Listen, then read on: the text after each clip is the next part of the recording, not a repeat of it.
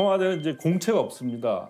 전부 이렇게 대통령님하고 이제 5년 동안 같이 일할 사람들이기 때문에 특채구나. 이미 이제 능력이 인정된 검증된 사람을 중심으로 채용을 하죠. 청와대 안에서도 글 쓰는 행정관이나 비서관들이 많았거든요. 근데 조금 어떤 내용들을 좀 체계 있게 좀 기획 기사처럼 쓰는 사람을 좀 찾아봐라. 그래서 이제 수소 끝에 저한테까지 이제 그 기회가 온 겁니다. 원래는 그러면 어떤 일을 하고 계셨습니까? 저는 이제 신문 기자 생활을 하다가 그렇게 하다가 이제 그 시골에 기농을 했었습니다.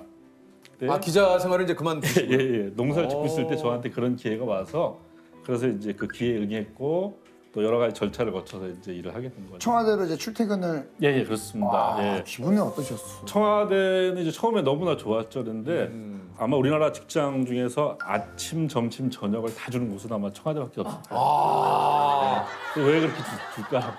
그 이유는 일찍 나와서 늦게까지 일을 하라는 이야기죠. 청와대는 이제 보통 아침 7시쯤 출근을 합니다. 예. 저희는 이제 일단 하루 동안 그 어떤 이제 국정 아젠다가 있는지를 주로 신문을 보고서 파악을 합니다. 신문을 일단 쭉 보셔야 돼요. 예, 그렇죠. 새벽 5시 10분. 이 시간부터 청와대 비서관들의 공식 일정이 시작됩니다. 배달된 신문을 각 비서실별로 분류해 놓으면 해당 비서실 직원이 신문을 챙겨갑니다. 경찰이나 이렇게 올라오는 이제 정보들 다 보고요. 아침 8시부터 대통령님하고 회의를 합니다. 예. 원래 이제 대통령님도 9시부터 이렇게 업무 시작이 집무실에서 일을 하는데 이제 8시는 출근 전이잖아요. 그러니까 이제 대통령 관저에 이렇게 소회의실이 있습니다. 소회의실이 있고 거기에 대통령 계시고 이걸 아침 관저 회의라고 하는데요. 이 장면이 카메라에 공개되는 건 이번이 처음. 대통령이 쭉 그 이렇게 어떤 국정 관련된 여러 가지 이슈들을 이제 브리핑을 합니다. 이건 대변인 브리핑, 이거는 당신이 직접 하신 말씀, 이거는 또 저 같은 이제 이 국정부 비서관실에서 어떤 메시지를 만들어서 청와대 홈페이지 게재해라 이렇게 이제 그게 다 결정이 나는 겁니다. 아니 그러니까 이제 대표님이 쓰신 보고서를 요거는 이제 매일 대통령께서 읽으시는. 야, 그렇죠. 이거 사실 그 굉장히 좀 부담스럽지 않으셨어요? 처음에 근무하시고 날 때. 그게 부담스럽죠. 그리고 더구나 이제 노무현 대통령님은 이 어떤 글쓰기 말하기에서 굉장히 거의 프로의 수준을 갖고 계신 분이거든요. 그러니까 이제 그런 분을 상대로 해서 매일 글을 쓰고 이제 보고를 해야 되니까 힘들잖아요. 보통 이제 청와대는 보고서를 작성을 해서 이지원이라고 하는 이제 그룹회가 있습니다. 그러니까 업무망이 있어요. 이렇게 대통령한테 이제 결제를 올립니다. 주로 이제 퇴근할 때 결제를 올리죠. 그러면 이제 그 다음날 아침에 한 7시쯤 출근해서 이지원을 다시 열어보잖아요. 그러면 이제 거기에 대통령님이 결제한 문서가 이렇게 저한테 이제 와 있습니다. 근데 저는 이제 거기서 눈에 띄는 게 대통령님 그걸 열어본 시각이 열람 시각이 뜨거든요. 그럼 보통 새벽 2시, 3시 이렇게 찍힙니다. 이거 잠을 주무셔야 될 시간이. 예, 그래서 그걸 보면은 이제 좀 마음이 짠하죠. 이 시간까지 보고서를 보고 계셨구나. 그러나 저도 대통령이 또 되게 이제 익살맞은 부분들이 있습니다. 거기에 보면 백승권 행정관 3페이지 열째 줄에 오타 났어요. 이렇게 또 그러면 이제 그런 거 보면 좀 죄송스럽기도 하지만 또 이제 한편으로 이렇게 마음이 짠하게 느껴지잖아요. 그러니까 오타까지 발견할 정도로 이렇게 제 보고서를 정독을 했구나. 그거죠. 네. 무엇보다 그걸 것 같아요. 야, 이렇게 꼼꼼히 읽어주시는. 예, 맞습니다. 예. 근데 진짜 대통령께서도 진짜 바쁘실 것 같아요. 바쁘시죠. 예. 아침부터 일어나가지고 회의하셔야죠. 또 이제 집무실로 9시에 출근하셔가지고 그렇죠, 또 맞습니다. 보고가 얼마나 많겠습니까? 이게 맞습니다. 하루에 엄청나게 보고가. 많죠. 예. 청와대는 이제 보고서로 시작해서 보고서로 끝난다고 해도 과언이 아니죠. 예. 진짜. 대통령님이 처음에 이 대통령직을 수행하면서 이제 힘들었던 게 뭐냐면 다 출신이 다른 사람들이 모여서 일을 합니다. 500명이. 이 500명이 다 자기 회사에서 쓰던 문서 형태로 보고를 할 거 아닙니까, 그죠? 그렇겠네요. 네, 그러면 쓰는 사람은 문제가 없지만 그걸 받아보는 대통령이 어떻게 되겠습니까? 네, 보고서의 양식이 각각 다 다르고, 다르니까. 그렇죠. 레이아웃도 다르고 그 다음에 어떤 전개가는 방법도 다 다르고 이걸 좀 통일하자 이렇게 해서 만들어진 게 바로 이제 2005년에 청와대 보고서 매뉴얼입니다. 예. 뭐가 나왔군요. 예.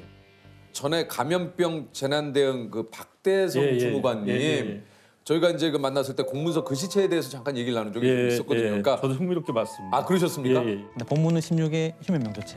딱 세팅해놓고. 휴먼 명조체. 명조하고 신면 예, 뭐 맞습니다. 그거 예. 뭐 그게 보고서 용어로는 딱 좋다고. 예. 아, 그 명조 고체가 딱 맞는 건가요? 명조체가? 그러니까 휴먼 명조체가 이제 제일 신뢰감과 안정감을 아, 휴먼 그래요? 예. 아, 휴면 명조체. 이 디자인 요소가 없습니다. 되게 심플합니다. 아, 그러니까 디자인 요소가 없는 서체를 이 공문서는 선호하고요. 아, 그렇군요. 이 디자인 요소가 많은 서체들 있잖아요. 네. 어떤 무슨 뭐 양재, 샤넬체, 뭐, 과일 이름을 단 서체가 되게 많아요. 뭐 오이채, 딸기채, 아, 뭐 그런 게 있어요. 강낭콩채, 옥수수채가 있습니다. 옥수수채. 뭐 어떻게 옥수수를 옥수수채는 또 뭐야? 그런 서체는 그냥 이제 어떤 디자인 할 때 쓰면 되고요. 공문서로는 절대 쓰면 안 됩니다. 아니 우리 PD님들은 자막에 맑은 고딕을 많이 쓴다 그래요. 예. 맑은 고딕은 좀 어떻습니까? 맑은 고딕은 주로 이제 어떤 디지털 타입 문서에 어울리죠. 그러니까 지금 약간 HTML 문서나 아니면 또 이제 파워포인트 문서에는 좋은데 네. 보고서는 출력을 해서 보지 않습니까? 그렇죠. 맑은 고딕보다는 이제 이 명조 계열이 훨씬 좋죠. 예. 아, 맑은 고딕은 좀 이렇게 친화적인 느낌은 들지만 예. 뭔가 서면으로 보고서에는 좀 안 어울린다. 그렇죠. 예. 최근에 제가 이제 뭐 이런저런 좀 개인적인 일을 시작을 했는데 예. 이제 다른 회사에서 우리 회사 제품을 조금 써보고 싶다. 예. 그래서 알겠습니다. 그럼 혹시 보고서 좀 작성해서 주실 수 있어요? 그러는 거예요. 그렇죠. 예상 뭐 수익이 어느 정도 날 것 같은지를 써달라 그래서 예. 얼굴 보고 일단 이야기를 좀 아니, 우리 네. 맞습니다. 너무 그 고충이 이해가 되고 네. 몇 가지 이제 우리가 보고서로 일을 하는 것을 좀 구분해 보면 자, 어떤 일을 할 때 이제 기획서를 쓰거든요. 그렇죠. 먼저 그리고 또 우리 아까 조세호님 얘기한 것처럼 이렇게 사업을 서로 하기 위해서는 제안서를 써야 됩니다. 이게 바로 제안서거든요. 제안서. 그다음에 사업이 진행되는 동안에 상황 보고서를 쓰고요. 마치고 나면 또 결과 보고서를 쓰고 아우. 그다음에 이제 또 회의를 하기 위해서 회의 자료 보고서가 있고 회의 끝나면 또 회의에서 무슨 말을 했는가 회의 결과 보고서가 있어요. 아우. 이런 거를 이제 전부 다 이렇게 다 그 보고서의 유형을 나누는 겁니다. 나누고 거기에 따라서 이런 거가 다 양식화돼 있습니다. 그러니까 우리 조세호님이 그 양식을 알았다고 한다면 이렇게 이제 일단 만나서 말부터 하자 이런 말을 안 하시겠죠. 바로 그 양식 띄워놓고 그렇죠. 페이퍼 쳐서 딱 보내고 마무리할 때 딱 만나서 이제 딱 사인하시면 아, 그러니까 이런 걸 해본 적이 없으니까 보고서. 맞습니다. 예. 아, 보고서 너무 많네. 아우, 진짜 보고서로 시작해서 맞습니다. 이 특히 비즈니스 부분은 항상 서류로 다 말을 하고 그러니까 그런 것 같아요. 아, 우리 그 비즈니스는 서류로 해야 되는데 너무 얼굴 보고서를 하니까. 네, 그렇죠. 만나 보고서. 만남 보고서 얼굴 보고서 만나 보고서. 아, 아니 그 이제 사실 문서 때문에 스트레스 받는 분 굉장히 많을 것 같아요. 우리 시청자 여러분께서 우리 자기님들도 직장 생활하시는 분들이 많기 때문에 저희가 그래서 좀 그걸 좀 준비를 해봤어요. 이게 이제 공문서. 이렇게 됩니다. 이 서체 크기가 되게 크잖아요. 좀 있네요. 네. 예. 이 보고를 받으신 분들이 이제 좀 나이 연세가 있으시잖아요. 한 15포인트 정도 해줘야 이제 가독성이 좋아지는 거죠. 네. 그래서 대표분이 좀 젊거나 이런 데는 굳이 15포인트까지 할 필요 없습니다. 한 13포인트로 해도 되는 저것도 거죠. 다 이유가 있는 거구나. 그리고 여기 이제 오른쪽 왼쪽 여백이 20mm씩 되는 거는 뭐냐면요. 좀 왜 그래요? 글자 크기가 15포인트 커졌잖아요. 네. 그러니까 한 장에 쓸 수 있는 글자 수가 적어지잖아요. 이걸 아. 보완하기 위해서 좌우 여백을 늘리고요. 그다음에 이제 여기 보면 또 줄간격이 130 아니에요. 네. 보통은 이제 우리가 줄간격이 160을 씁니다. 이걸 줄이는 이유도 뭐냐면 뭐예요? 이 글자가 커진 것만큼 많이 담기 많이 위해서. 담기 위해서 저렇게 이제 이런 저기 다 서식이 나오죠. 중요한 부분은 진하게 또는 파란색으로 그렇죠. 예, 표시. 예, 보통 이제 제가 그 보고서 컨설팅 같은 걸 많이 해보면 너무나 화려해요. 그러니까 색깔도 뭐 다양하게 쓰고 그다음에 뭐 이미지, 그래픽 엄청나게 넣습니다. 그런 화려한 보고서의 특징은 알맹이가 없는 보고서입니다. 알맹이가 없는데 뭔가 임팩트를 주기 위해서 자꾸 그럼 화려한 그렇게 색을 하는 거죠. 쓴다는 네. 거. 근데 그렇게 하면 이제 알맹이가 생기는 것이 아니라 보고서를 읽는 그 결재권자에게 시각적 피로감만 불러일으키는 거죠. 예. 저기 뭐 보니까 뭐 글자 색상 연한 옥색, 글상자 테두리선 0.3mm. 야, 이것도 어렵네. 이거 뭐 맞습니다. 휴면 명조 15포인트 4칸 들여쓰기, 중고딕 13포인트 3에서 7칸 들여쓰기.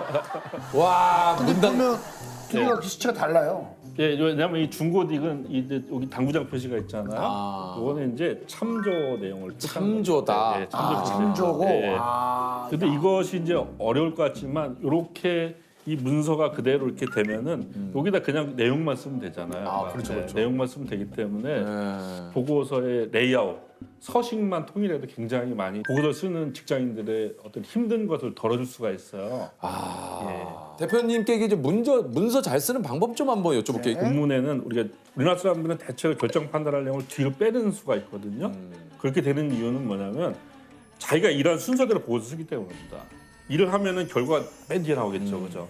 결재권자는 그걸 궁금해하는 게 아니라 결과부터 궁금할 그렇죠. 거잖아. 그러니까 결과 용건을 앞에 제시하고 왜 이런 결과가 나왔는지, 또 왜 이런 결정 판단이 필요한지 그 이유를 뒤로 설명하는 거죠. 그러니까 배경 설명을 뒤로 해주는 겁니다.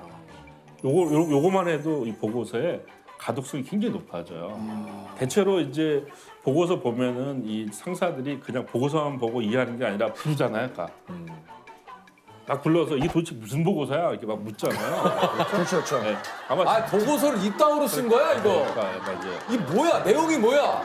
그러니까 직장인들의 최고 스트레스가 그거거든요. 상사 앞에 불려가가지고 이 보고서 놓고서 막 지적들 당하는 거잖아요. 그 드라마에 많이 나 그거 봤거든요. 네, 막 아, 이게 그게 뭐야 이거? 비난하는 보고서. 거죠. 아, 이게 그럴 아니 그 저 회사 다니다 보면 또 이제 심할서. 예, 그렇죠. 아이고야. 요것도 뭐 잘 쓰는 방법이 심할서도 뭐 이게 양식이 있습니까 이게?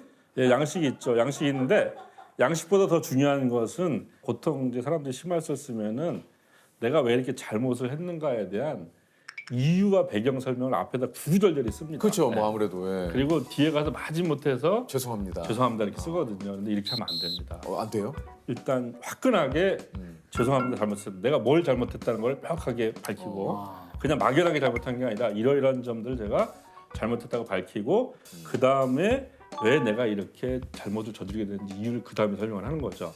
마지막에는 꼭 앞으로 이런 일이 재발되지 않도록 노력하겠다고 하는 이 재발 방지 약속을 꼭 넣어야 됩니다. 이게 바로 이제 심할서의 요건이죠. 그러니까. 그러니까 이제 내가 잘못한 것을 제대로 사과를 하고 그렇죠. 그다음에 내가 왜 이럴 수밖에 그렇죠, 없었는지에 그렇죠. 대한 이유를 설명하고 맞습니다. 예. 그렇지만 내가 다시는 이런 일을 하지 않겠다. 예. 재발 방지를 위한 약속 예. 이렇게 해서 끝내야 된다. 예, 맞습니다. 예. 헌사가 그렇죠. 그리고 내용 그리고 하지 않겠다는 다짐으로 예. 끝내야 한다. 아우, 정말 정리에 너무나 이게 정리를 잘해주시는 것 같습니다. 요게 진짜 양식이군요. 예.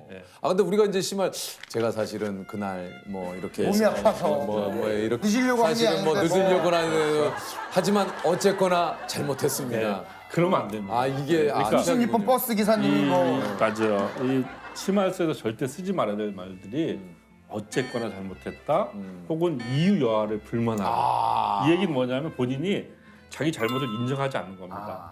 인정하지 않지만 당신이 사과라고 하니까 심할서라고 하니까 쓰는 거야라고 하는 이런 뉘앙스이기 때문에 그러면 사과할 때도 그 어떻습니까? 그 좀 뭐 명조체나 이런 게 좋습니까? 아니면 쉬운 뭐 예, 사과는 가급적 자필로 씁니다. 자필. 사과는 자필로 휴면 명조체 밝은 고딕 맑은 고딕 아닙니다. 예. 과일체 아니죠. 과일체 그렇죠. 옥수수체 과일체로 하면 다시 심하셨어요. 심할서 새로 써야 돼요. 귀엽게 보이려고 옥수수체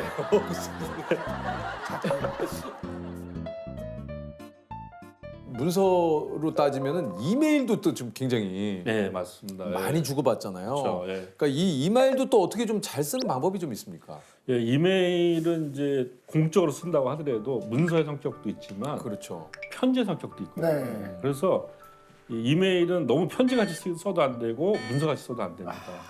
이 두 가지 요소를 같이 합쳐야 되죠. 어렵네. 예, 그러니까 어렵진 않습니다. 뭐냐면 이메일의 어떤 이게 시작을 그냥 이렇게 사무적인 거로만 해버리면 받는 사람이 굉장히 딱딱해지거든요. 그래서 항상 이 이메일에는 정서적인 터치가 필요합니다.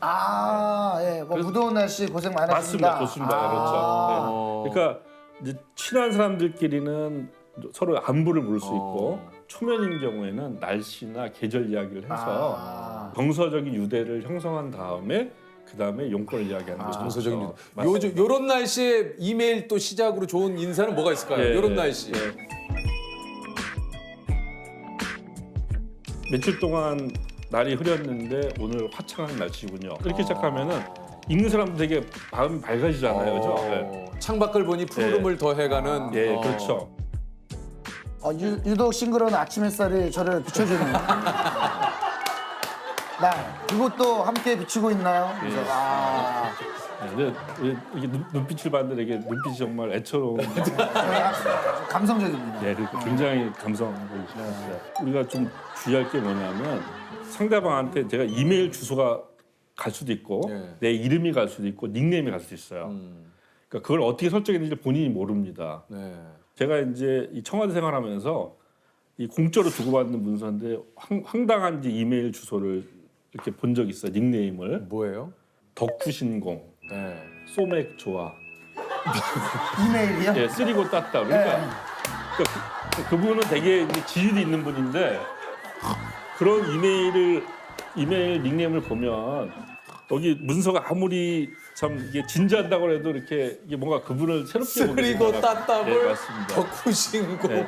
그래서 이제 이거를 방지할 수 있는 방법은 뭐냐면 중요한 이메일을 보낼 때는 나를 참조로 넣는 겁니다. 그러면 상대방한테 간 이메일 형태로 내가 그대로 받아보거든요. 그래서 내 이름이 뭘로 뜨는지도 알 수 있고 예, 꼭 그렇게 그러니까 청와대에 멋지다. 보내는 그 이메일인데. 네, 맞습니다. 그러니까 이게 본인이 몰랐던 거죠. 그러니까 모르고 그냥 보냈는데 내 이메일 내용만 신경을 썼지 내 아이 뭐 이게 뭔지를. 그렇죠. 너무 웃기네. 소맥 좋아 너무 웃기네. 그리고 아까 그 참조, 숨은 참조 예, 예, 이런 게 있잖아요. 이게 뭐 예. 어떻게 다른 겁니까? 이메일을 여러 사람들한테 보낼 때 참조를 하면 이 사람을 참조했다는 게 다른 사람한테 뜹니다. 네, 근데 숨은 참조하면은 이 사람을 참조로 보냈다는 게 다른 사람한테 공개되지 않는 거잖아요. 네.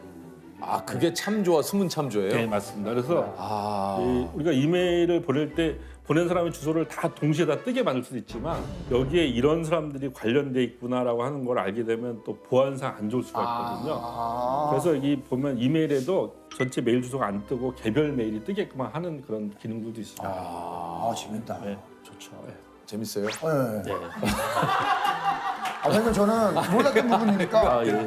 아닌 것 같았는데. 아니 진짜 이거는 좀 진심으로 제가 약간 순간 지루하다 이런 느낌 아니. 아니었어요? 그러면 대표님은 말씀하시는 것보다는 이게 글로 쓰시는 게 더 편하십니까? 말을 하는 게 편하죠. 아까. 네. 그러세요? 역시 예, 그렇죠. 그러니까 아무래도. 뭐냐면 말은 우리가 머릿속에 떠올리는 것을 거의 다 말해도 큰 문제가 없거든요. 그러니까 말과 생각 사이에 거름망이 없습니다. 별로. 맞아요. 근데 글은 생각과 말 사이에 거름망이 있어요.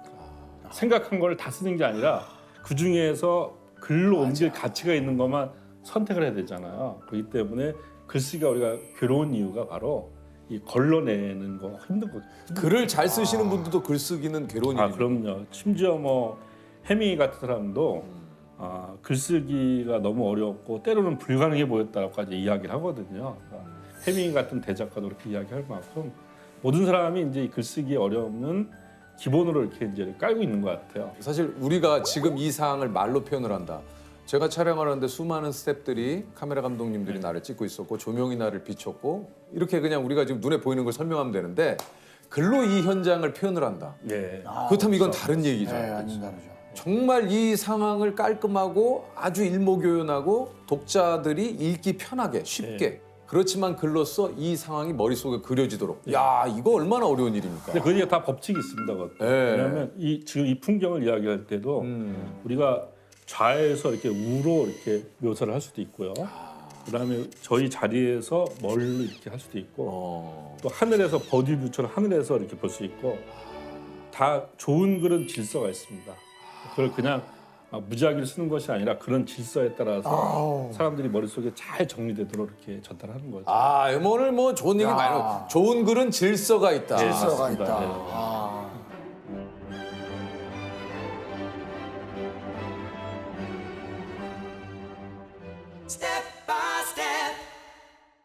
자, 문제 드리겠습니다. 이것을 맞춰주시면 됩니다. 네. 원래 이것은 영국 정부의 공식 보고서를 가리키는 말이었습니다. 이것은 1920년대 영국 정부가 외교 정책을 알리는 보고서의 표지 색깔 때문에 이름이 붙여졌다고 하는데요. 오늘날 정부가 정치, 경제 등 각 분야의 현상을 분석해 국민에게 정보를 알려주는 문서를 뜻하는 이것은 무엇일까요? 예, 백서입니다. 백서. 백서라고 대답을 해주셨는데요. 정답은 백서. 정답입니다. 자, 100만 원의 상금 드립니다.